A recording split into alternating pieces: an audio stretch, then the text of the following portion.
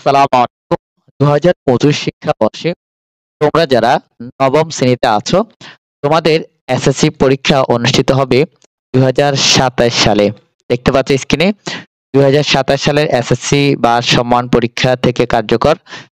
অর্থাৎ তোমরা যারা নবম শ্রেণীতে আছো বর্তমানে, এই যে ২০২৫ সালে তোমরা যারা নবম শ্রেণীতে আছো, তোমাদের এসএসসি পরীক্ষা ২০২৭ এর প্রশ্নের ধরন এবং আজকে আমরা এই যে দেখছো নিয়ে আলোচনা করব বাংলাদেশের বিশ্ব পরিচয়, বাংলাদেশ ইতিহাস, অর্থনীতি, পরিণতি ও নাগরিকতা, ভূগোল ও পরিবেশ, ব্যবসায় উদ্যোগ, ইসলাম শিক্ষা।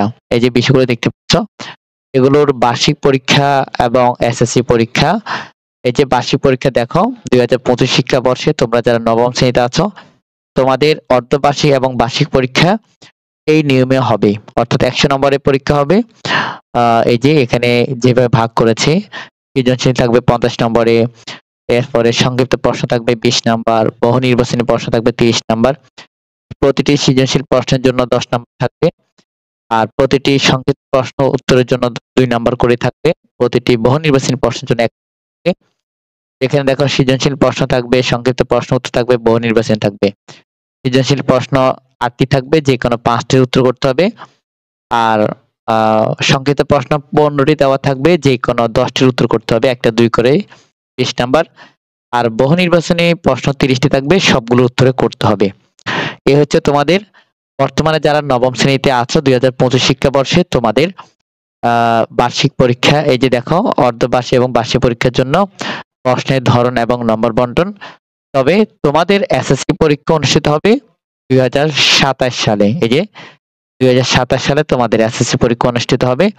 আর তখন তোমাদের এই যে বিষয়গুলো আছে, বিজ্ঞান, বাংলাদেশের বিশ্ব পরিচয়, বাংলাদেশের ইতিহাস ও বিশ্ব সভ্যতা, অর্থনীতি, পরিণতি ও নাগরিকতা, ভূগোল ও পরিবেশ, ব্যবসায় উদ্যোগ, ইসলাম শিক্ষা, এই যে বিভিন্ন ধর্ম শিক্ষা আর কি। তো এই যে বিষয়গুলোর জন্য তোমাদের ১০০ নম্বরকে এইভাবে বন্টন করেছে। তো এবার আসো আমরা একটু দেখে নিই। এখানে যারা বিভিন্ন শাখা নিয়ে কনফিউশন থাকো তাদের জন্য আলোচনা করছি।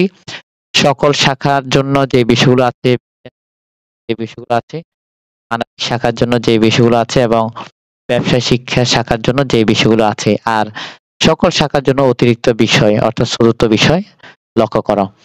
তো এখানে দেখো, তোমাদের ১ থেকে ৯ পর্যন্ত যে এখানে ৯টি বই আছে, বাংলা প্রথম পত্র, ইংরেজি বাংলা দ্বিতীয় পত্র, ইংরেজি দ্বিতীয় পত্র, গণিত, এরপর ধর্ম শিক্ষা, তথ্য যোগাযোগ প্রযুক্তি, ক্যারিয়ার শিক্ষা, আর শিক্ষা, স্বাস্থ্য বিজ্ঞান ও খেলাধুলা। এই ৯টি বিষয় তোমাদের সকল শাখার জন্যই থাকবে।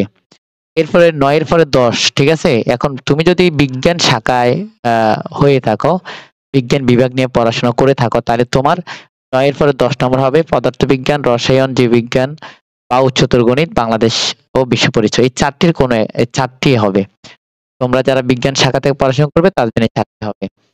আর যারা মানবিক শাখা থেকে পড়াশোনা তাদের জন্য এই ৯ এর পরে এখানে ১০ শুরু হবে। বাংলাদেশের ইতিহাস ও বিশ্ব সভ্যতা, এরপর ভূগোল ও পরিবেশ, এরপর হচ্ছে অর্থনীতি বা পরিণতি ও নাগরিকতা, যে কোনো একটা নিতে হবে। এরপর হচ্ছে বিজ্ঞান। আর তুমি যদি ব্যবসায় শিক্ষা বিভাগ থেকে শাখা নিয়ে পড়াশোনা করো, তাহলে তোমাদের এই ৪টি বিষয় পড়তে হবে।